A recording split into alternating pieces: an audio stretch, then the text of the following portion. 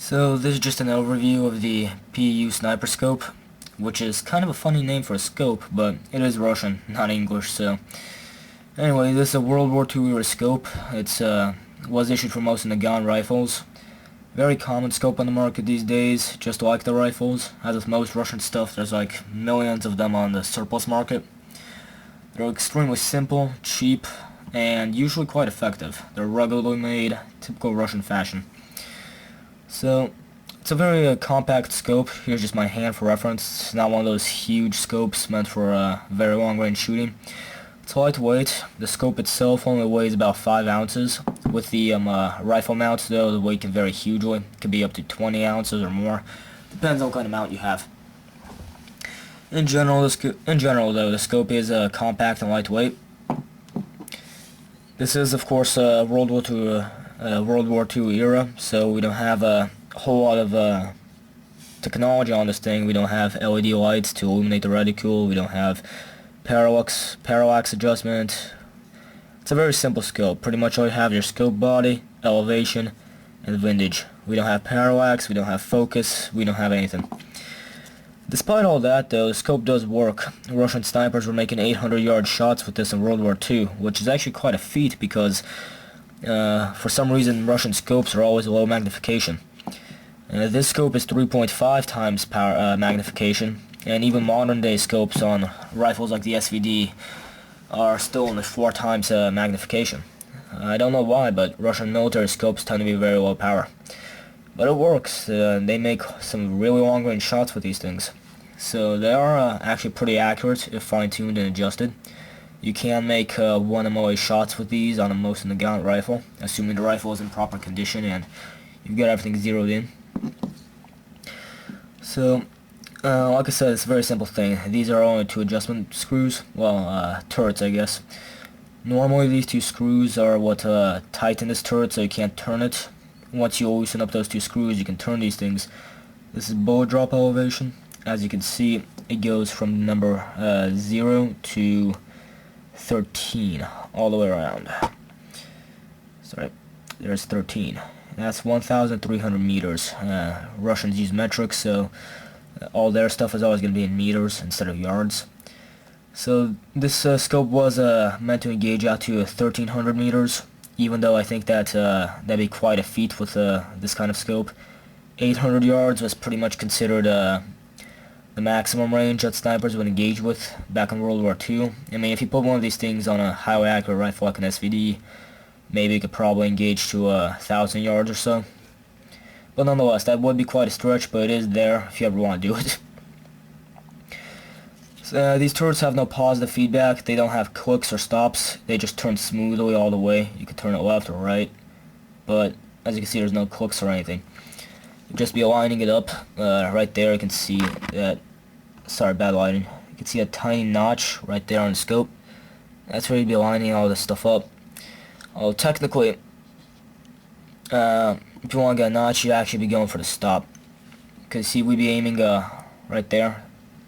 Sorry, this is where we'd be aiming along our scope body. Right there you have that notch cut into it. That's where you'd be lining up your numbers. And you would have to watch this quite carefully because, like I said, there are no clear stops, so you have to make sure that the notch lines up with the number. Windage is same thing, but unfortunately I don't know what it measures with. I mean, if you turn this forward to adjust left, turn it back toward you to adjust right, but I don't know if it adjusts in millimeters, centimeters, minutes of angle, or miles per hour in terms of wind speed. I don't know. So I would have to. I'm actually going to be looking that up, see if I can find anywhere onto what specifically this adjusts. But it goes from plus 10 to negative 10. And this is pretty much the same system you see on modern Russian scopes too. If we examine our PSO scope from modern SVD rifles, they have the exact same thing. They compensate up to 13,000 yards, well, meters. Sorry, not 13,000, 1,300. And they also go plus and minus 10 in windage on the scope. The setup is different, but the numbers are the same. So your actual reticle is a kind of a 3-post system that was kind of popular in Europe back in those days. It's not the crosshair that we usually use out here in the West. And it's for hunting and well, I guess also sniping and stuff, it is actually a very effective reticule in my own experience. I've never actually been able to shoot this thing while hunting, but out on the range and stuff, it does work. The advantage that this reticule offers over our own crosshairs is that it's easy to see. If you're looking at this with your normal eyes, those posts will look much bigger and much thicker. They look kind of thin on camera. But the thing is, they let you see them very easily against chaotic backdrop and dim light.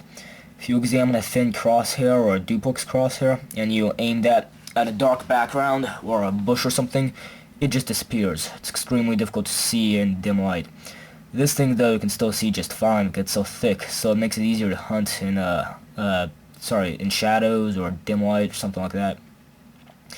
It does let you shoot precisely. It doesn't look like it at first, but that's vertical I can't talk today for some reason. That vertical post right in the middle of it has a really thin needle sharp point, and that point is actually very accurate.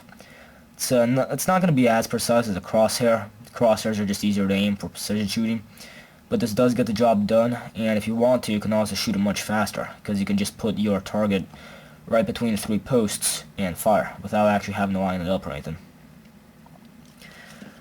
So, that's the PU scope.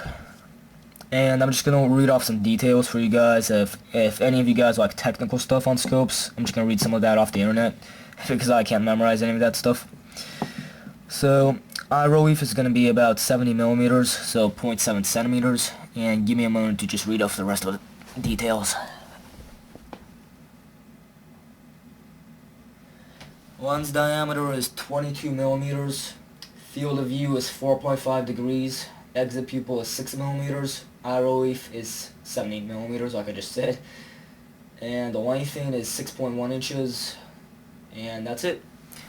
So if any of you guys like technical details on scopes, there they are. You can look them up online, because I can never remember stuff. And that's the PU scope. I'm going to be doing a few more videos on different kinds of optics, just because I like going over them, even though I don't understand a whole hell of a lot about details of objective lenses and size and stuff. But that's the PU. Thanks for watching. Hope you enjoyed.